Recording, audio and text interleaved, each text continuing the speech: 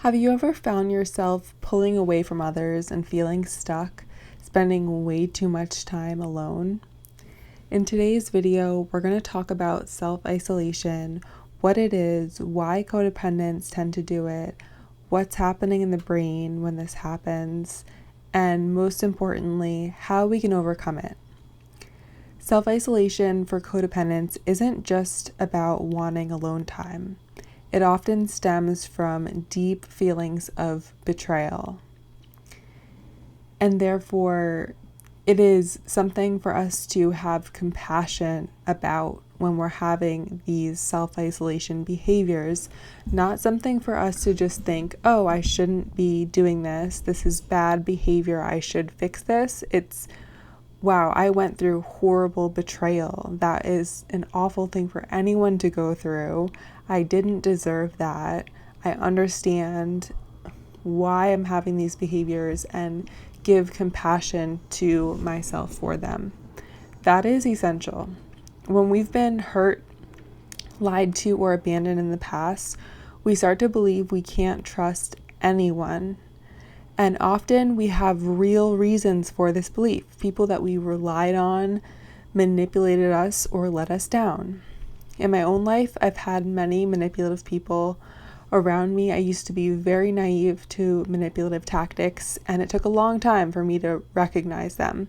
But once I did, I started to heal, but I still saw anyone that remotely sounded like those people who had been manipulators. I saw them as dangerous or bad. And I realized that I couldn't carry that fear with me. It was hurting me more than helping me to see nearly everyone as bad, as threatening. And that was because of the betrayal I went through. We have to also see that not everyone is out to hurt us, even if they speak in a similar way that triggers old memories. We have to learn to trust ourselves, trust our intuition, even if we might be wrong sometimes. Trusting yourself doesn't mean you won't get hurt. It means you're willing to learn from those mistakes. And you trusting that you can become stronger if you get hurt and become stronger because of the hurt.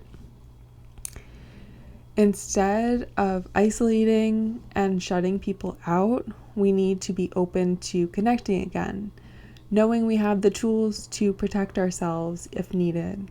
Trusting yourself is the first step towards building the life and relationships that you want, building them from you and who you are. That is the only way that you're going to build great relationships that you're really going to enjoy.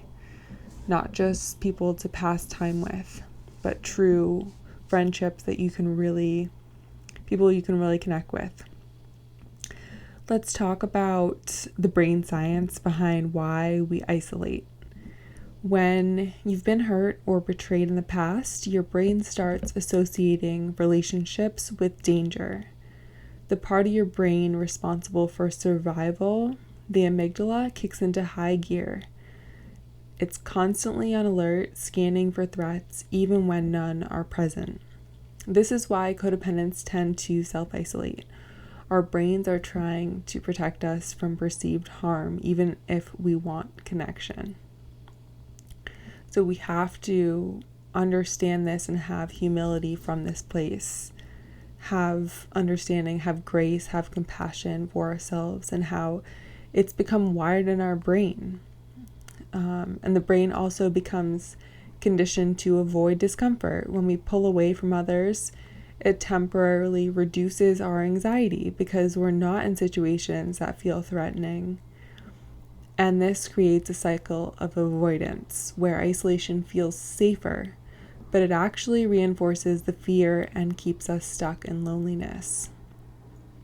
And on top of that, our brain's reward system, the dopamine system, can get disrupted.